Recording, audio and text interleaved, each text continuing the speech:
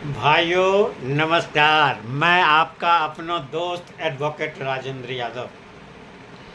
आज बड़ी खुशी की बात है कि बिहार में बीजेपी एंड एसोसिएट्स ने आज मंत्रिमंडल का विस्तार किया है। अच्छा लगा। इसको देखने के बाद एक वीडियो बनाना हमारा बनता है जी। रियलिटी से लोगों को अवगत कराना हमारे जैसे लोगों का काम है और मैं काम करता ही रहता हूँ और आगे भी करता रहूँगा। आज जो मंत्रिमंडल का विस्तार हुआ है, इसमें मैं ये बताना चाह रहा हूँ कि हमारे डेमोक्रेसी का गला घोंटा जा रहा है। क्या गला घोंटा जा रहा है जी? गला घोंटा जा रहा है। कहने के लिए तो पूरी इंडिया में और बिहार में हर जगह डेमोक्रेसी है, हम मानते भी हैं भी। लेकिन अगर आप प्रैक्टिकली देखो तो डेमोक्रेसी का गला दम घुट रहा है जी। और ऐसी ही स्थिति चलती रही तो आने वाले 50 सालों में मेरी ऐसी उम्मीद है कि डेमोक्रेसी नाम की कोई चीज़ रह नहीं जाएगी। और शायद मैं बता रहा हूँ कि बहुत बड़ी सामाजिक आर्थिक क्रांति आएगी, बहुत बड़ी। जो आम लोग हैं, जिस दिन इस बात को समझने लगेगा उस दिन बहुत बड़ी क्रांति आएगी। बड़ी मेहनत से हमारे लोगों ने हमें आज़ादी दिलाई। किससे दिलाई? अंग्रेज़ों से, जो बाहर के थे। जो अंग्रेज करते थे आज आप आराम से देखना बैठ करके, उससे ज़्यादा आज हमारे पॉलिटिशियन कर रहे हैं। सत्ता जो है कुछ लोगों के हाथों में सिमट के रह गई है। आम लोग सोचता है कि हमारी सरकार है, लेकिन भाई तेरा कोई सरकार नहीं है। कुछ गिने चुने लोग हैं, वही लोग सत्ता में बैठे हुए हैं। जैसे हमारे जुडिशरी में है, कुछ परिवार हैं इंडिया में, उन्हीं के अंदर जुडिशरी घूमती है, particular high court and supreme court के जो जुडिशरी है। सेम वे आज मैं आपको एग्जांपल पूरे इंडिया में है, लेकिन बिहार के बारे में बता रहा हूँ। आज बिहार में मंत्रिमंडल का विस्तार हुआ है और 32 मिनिस्टर ने ओथ लिया है। कितना? 32। और आपको जान के आश्चर्य होगा, खुशी तो नहीं हो सकता, कम से कम हमारे जैसे लोगों को खुशी नहीं हो सकती, इसलिए कि 32 में से 10 मिनिस्टर ऐसे हैं जिनके बाप बाप जिनके बाप बाप बाप बाप मिनिस्टर रहे हैं। 3 तो ऐसे हैं जिनके बाप चीफ मिनिस्टर रहे हैं। मैं आपको बताऊं, जैसे निशांत बाबू एंट्री ले लिए हैं, मिनिस्टर बन गए हैं, इसका बाप चीफ मिनिस्टर रहा है, अभी भी राज्यसभा पहुंचा है। कितना बढ़िया लड़का है, आपको पता ही है, सही से खड़ा नहीं हो सकता वो। Everybody knows this. किस लिए आ गया जी? राजतंत्र। क्या कहते हैं इसको जी?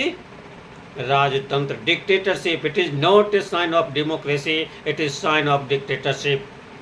Second one is Samrat Chaudhary, इसका भी बाप मंत्री रहा है। इसके बाप का नाम था, क्या नाम था? शकुनी चौधरी। तीसरा है संतोष कुमार सुमन, हमारे मांझी साहब के बेटे हैं ये, इनका भी बाप चीफ मिनिस्टर रहा है। और मांझी देखते हो कैसे कैसे स्टेटमेंट देता है, आप लोगों को सबको पता है। इसकी संतोष कुमार का मेरिट यही है, इसका बाप मिनिस्टर था, चीफ मिनिस्टर रहा है और बीजेपी के साथ है। चौथा है हमारे दीपक प्रकाश कुशवाहा, उपेंद्र कुशवाहा के सुपुत्र हैं जी। और न तो एमएलए हैं न कुछ हैं, फिर भी मंत्री बन गए जी। सही बता रहा हूँ जी। इसके बाद देखिए श्रेयसी सिंह, ये दिग्विजय सिंह की बेटी है जी, इसका भी बाप मंत्री रहा है। नीतीश मिश्रा, जगन्नाथ मिश्रा, इसका भी बाप सीएम रहा है, पूरा बिहार को लूटा है, एवरीबडी नोज। तीसरा ले लो जी, एक है नितिन नवीन साहब, मुझे इनके बारे में ज़्यादा पता नहीं है, लेकिन इनके बाप नवीन किशोर सिन्हा जी मिनिस्टर रहे हैं। और अशोक चौधरी के बारे में किसी को बताने की ज़रूरत नहीं है, इसके बाप का नाम था महावीर चौधरी, वो कांग्रेस के टाइम में मंत्री रहा। अशोक जी हमारे कांग्रेस के टाइम में कांग्रेस के प्रेसिडेंट भी रहे हैं, I know him very well. फिर नीतीश बाबू के साथ आ गए हैं और इनके कारनामे किसी से छिपे नहीं हुए, हाल में ही प्रोफेसर भी बने हैं। और केस कास तो इन पे, इनके बीवी पे चलता रहता है, मैं पहले भी एपिसोड में बताया था। तो मैं ये बताना चाह रहा हूँ, हाँ एक तो दो तो छूट ही गया जी, आप एक ले लीजिए। एक है विजय चौधरी साहब, जो नीतीश कुमार के सहायक की तरह रहते हैं, और उनके फादर का नाम था जगदीश चौधरी। वो भी मंत्री शायद रहे हैं या एमएलए तो रहे ही हैं। और एक है रामा निषाद जी, अजय निषाद की बीवी है। मतलब मैं ये बताना चाह रहा हूँ आप लोगों की कि 32 में से 10 सीट तो इन्हीं लोगों ने छेक लिया जी। अगर परसेंटेज निकालोगे इट इज़ 31.25%, मतलब 30 या 90, मतलब आप मान के चलो 1/3 सीट इन लोगों के बाप की बपौती हो गई। काहे का डेमोक्रेसी जी? क्या ये डेमोक्रेसी है? कदापि नहीं। और इसी तरह से ये बढ़ता रहा तो जन आंदोलन होना चाहिए। देखो जी, चाहे तुम बीजेपी में हो, आरजेडी में हो या कौन सी दूसरी जेडीयू में हो, जो आम नेता है, आम वर्कर है, तुम लोग दरी बिछाओ, इनके पत्तल साफ करो, इनके जूते चमकाओ, तुम लोगों को मौका नहीं मिलेगा। आज इनके बेटे गए हैं, कल इनकी बेटे होंगे, इनके पोते होंगे, तुम लोगों को मौका नहीं मिलेगा।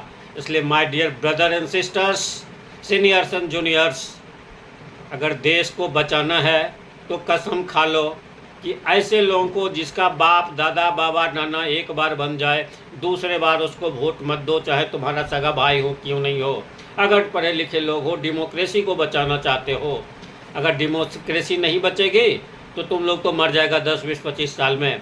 तुम्हारे आने वाले जो जनरेशन होंगे ना, वो तुम्हें गालियाँ देंगे कि हमारा बाप माँ कैसा था कि डेमोक्रेसी को ख़त्म करके डिक्टेटरशिप चाहने वाले को वोट दिया है।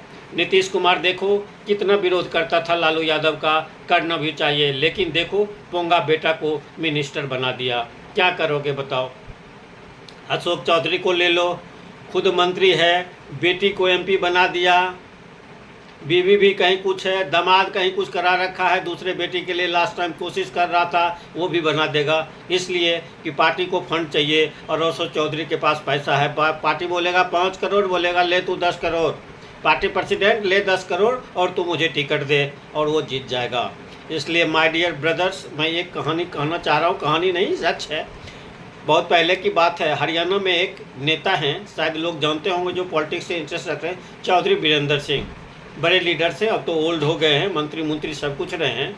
एक बार मैं उनका इंटरव्यू देख रहा था तो लोगों ने बताया कि चौधरी साहब उनको एमपी का टिकट नहीं मिला, वो हरियाणा से आते हैं, there are 10 seats in Haryana, member of parliament Lok Sabha.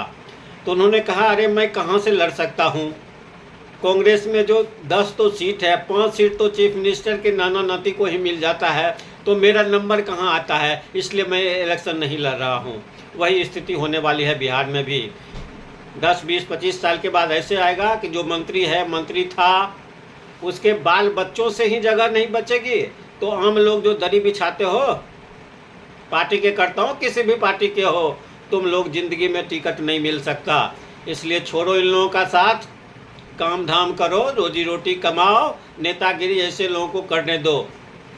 ये लोग समाज के लिए कलंक है, कलंक, डेमोक्रेसी ख़त्म कर रहे हैं। इसलिए डेमोक्रेसी को बचाना है तो एक बार जो जीत जाए, किसी भी पार्टी का लोग हो, उसको दूसरे बार वोट मत दो, और एक बार जो पार्टी सत्ता में आ जाए उसको दूसरे बार सत्ता में मत लाओ, चाहे कितना भी बढ़िया काम किया हो। अगर मैं सही कह रहा हूँ तो बहुत अच्छा, नहीं कह रहा हूँ तो भी बहुत अच्छा। Thank you very much, God bless you, thank you very much.